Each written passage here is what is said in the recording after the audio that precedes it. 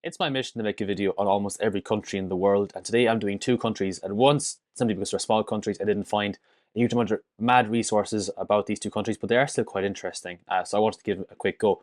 Luxembourg and Liechtenstein, they're two kind of micro-states in Europe. Luxembourg is a bit bigger, of course, but Liechtenstein is a principality between Austria and Switzerland, and it is really quite small. I'm going to start with Luxembourg. Luxembourg is known for being rich, for being a tax haven, even though they've tried to change some tax laws, but still is a tax haven, as I understand.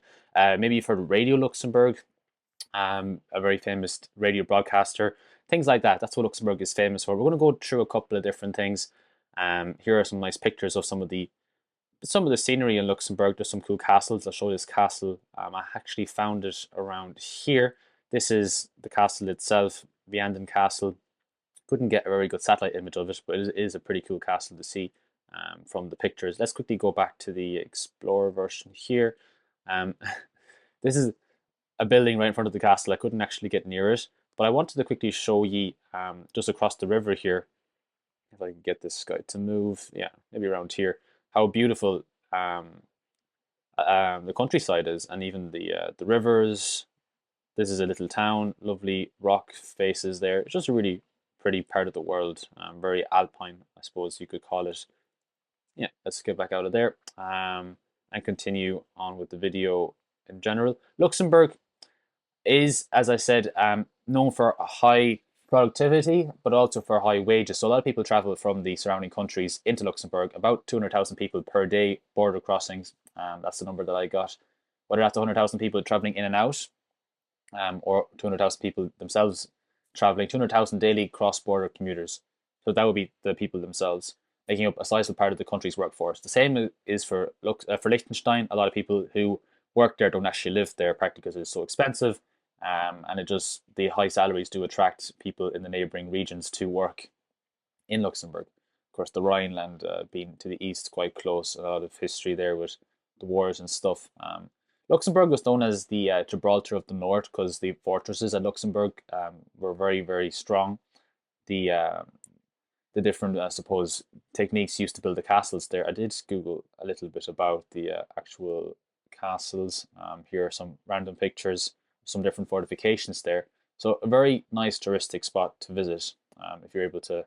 I'm not sure how expensive the hotels are there, but expensive enough. We'll go to the economy for a few minutes. I think there was one or two more pictures that looked nice, but yeah, mostly nice scenery. Let's go into the economy for a bit. The economy is all about finance. Banking is the largest sector in Luxembourg economy, having the third most competitive financial centre in Europe after London and Zurich. 152 banks in 2009, quite a lot of banks. About taxes, a lot of tax avoidance, an attractive location for tax avoidance, according to Wikipedia, not my words. A network of lawyers, bankers, political elites, yeah, maintaining the system there to work quite well for taxes if you don't want to pay them. This led to the G20 putting onto a grey list of nations with questionable banking arrangements.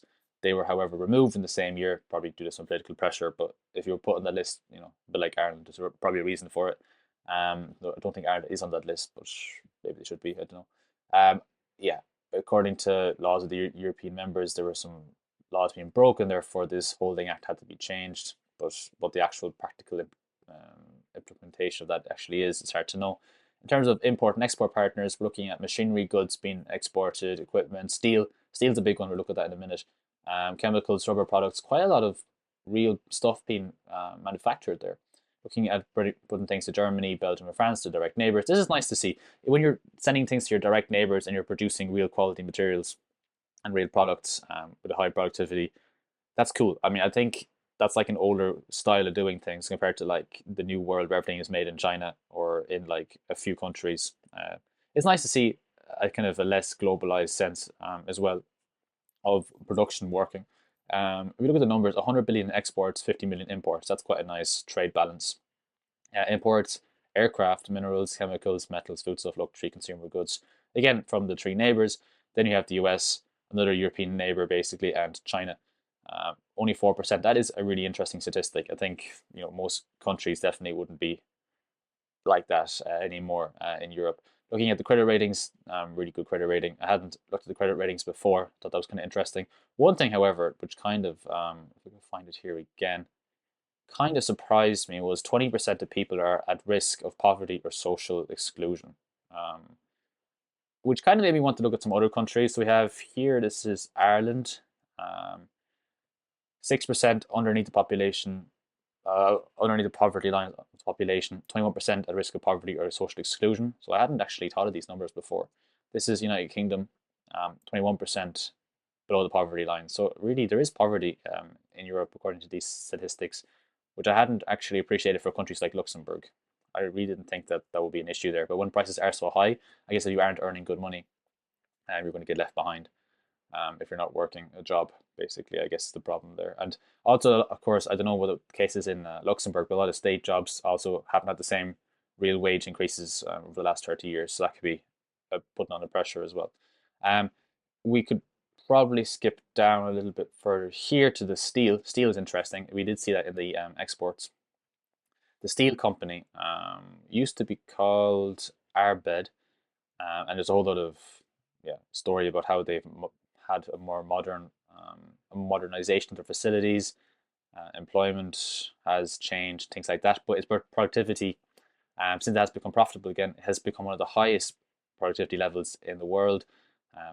For the steel company, they produce steel beams, specialized value-added products, etc., etc. And they've had a kind of an interesting merger process where they've come from different companies, and they're now turned into ArcelorMittal, which is one of the largest steel companies in the world. Yeah, the Radio Lux Television Luxembourg. I've heard of this before. Apparently, the Radio Luxembourg is no longer active. I could just get this to work. Okay, here we go. Its final shut down in 1992. It was the not only the biggest commercial station in Europe, but also one of the more influential since 1933. Um, how Luxembourg, Radio Luxembourg, changed the world. Station changed the world. So a pretty famous radio station. Don't know if they still have a live website or not. We go in here for a second. Yeah, doesn't seem to be the case. Still pretty a lot of value to the name for Radio Luxembourg. Something I had definitely heard of before. If we could quickly skip past the steel, I think tourism was the other big one there. Don't think there's anything else I want to talk about there specifically, but energy is interesting. They had tried to make a nuclear plant during the 1970s energy crisis with OPEC and all the oil prices going up and stuff like that. And they had, I think they got permission for it, but then there wasn't much support for it in the public. And then when France built a large nuclear power plant close to Luxembourg that caused a lot of tensions between the two countries.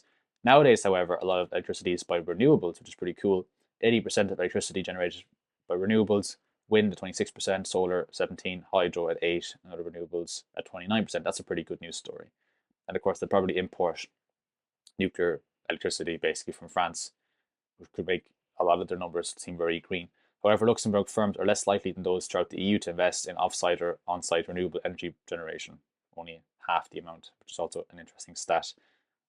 Okay, let's see, is there anything else? There were a few other interesting facts there, some cool tunnels and stuff. It's a nice picture of some buildings there as well in Luxembourg. This is luxtoday.lu website. Okay, then actually I wanted to now jump onto Liechtenstein for a minute. Some very interesting facts about Liechtenstein. Liechtenstein is a very small country between Switzerland and Austria.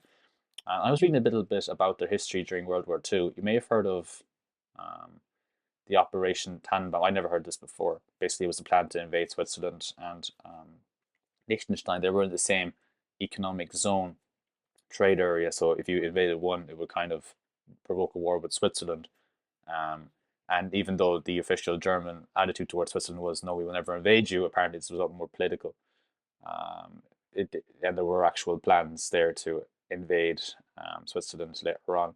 These were political maneuvers intended to guarantee Switzerland's passivity. Nazi Germany planned to end Switzerland's independence after it defeated its enemies on the continent, which seems kind of logical, I suppose. Once you're attacking everybody, why would there be any friends? They even attacked the Russians, of course. So some guys from Liechtenstein went to Germany, kind of trying to keep things calm.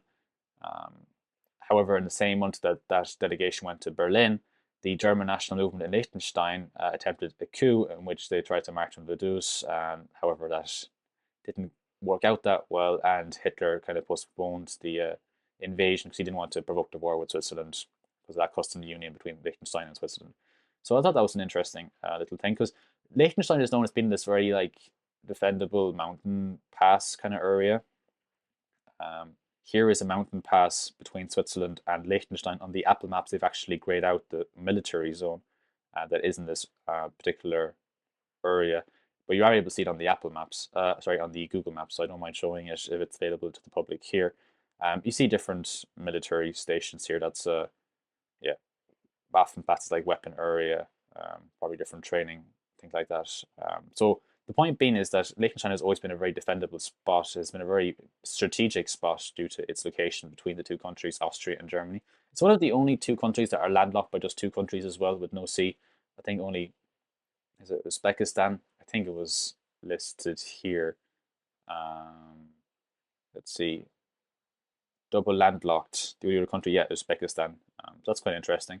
Other interesting things was to be no moon landing without Liechtenstein, talking about the way the Apollo rocket was having protective coating, yeah, from some Liechtenstein company. And as a souvenir, they got a flag of the Liechtenstein flag that was on the moon. Something pretty cool. Liechtenstein produces every sixth frozen pizza that is eaten in Germany. And yeah, more people work in Liechtenstein than live there, same as Luxembourg. So similar, there are similarities between these microstates and these smaller countries. No airport in Liechtenstein because it's a very small country, and very safe, lowest crime rates in the world. No bicycle lock needed.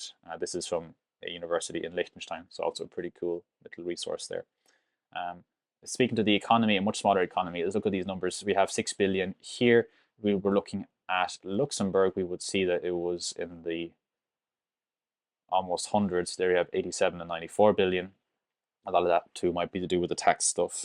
If we look at the same stuff with Ireland, but still quite a relatively big economy when we consider how small these countries are, especially Liechtenstein. I mean, I think that's, yeah, quite a big number. Other cool thing about Liechtenstein is they seem to balance their budget. Did I have that here? Yes. The public sector in Liechtenstein generated a budget surplus of under 170 million Swiss francs in 21. But here we have virtually free of public debt.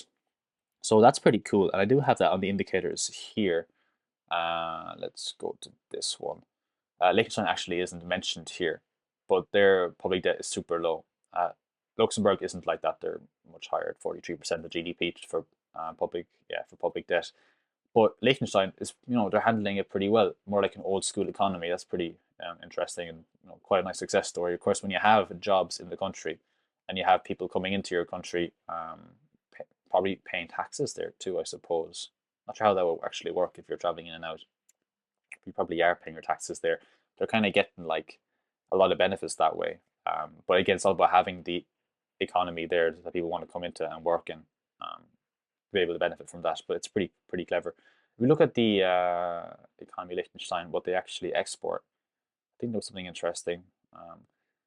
Small specialty machinery, connectors for audio and video. So these are like high quality products, high value products. Parts for motor vehicles, dental products, very high value product again. Electronic equipment, optical products. So these are really high value industries. Yeah, 3 billion a year. Again, exporting more than they import. These are all like really good fundamentals for having a country that is going to do well.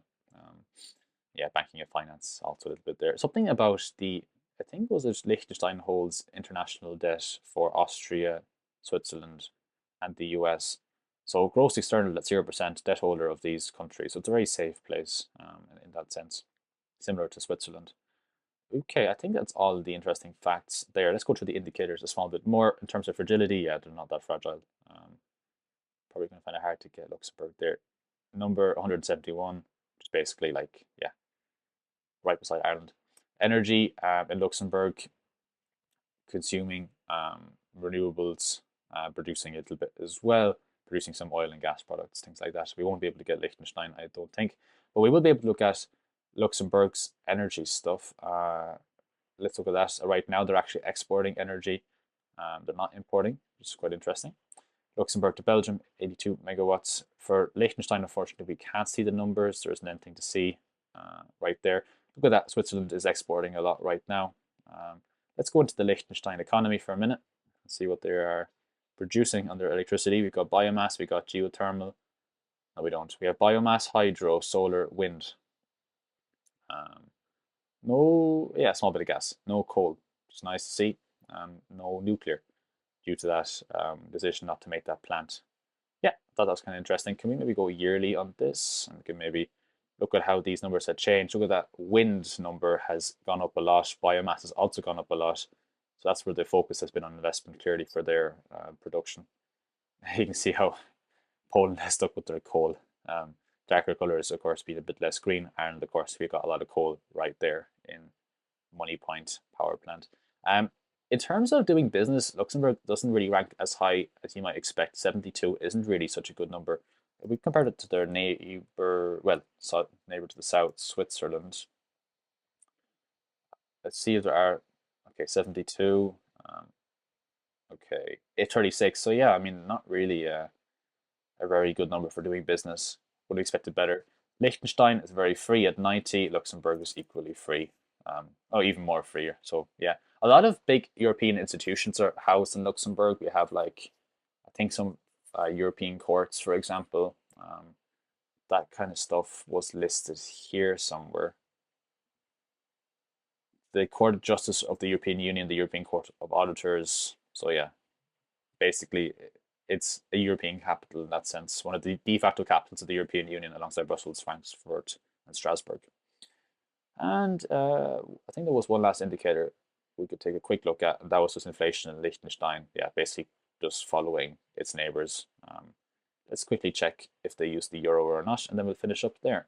If we go back to the economy of Liechtenstein and we throw in currency in here, the Swiss franc. So yeah, basically they're really locked in. As we saw earlier on, they were in the customs union with Switzerland before, so that makes a lot of sense. Okay, that's my short video on Liechtenstein and on Luxembourg. Two very important small states in Europe, especially for financial things, and they seem to be doing quite well. We can probably learn some things from richer countries in the way they set up their economies, but also they have a lot of advantages too. But still, this is just a little principality in the middle of the mountains. You know, I mean, what do they really have that other countries don't have? They don't really have anything mad in terms of resources, so it's all about the way they set themselves up over time, but also the probably concentration of power in principalities.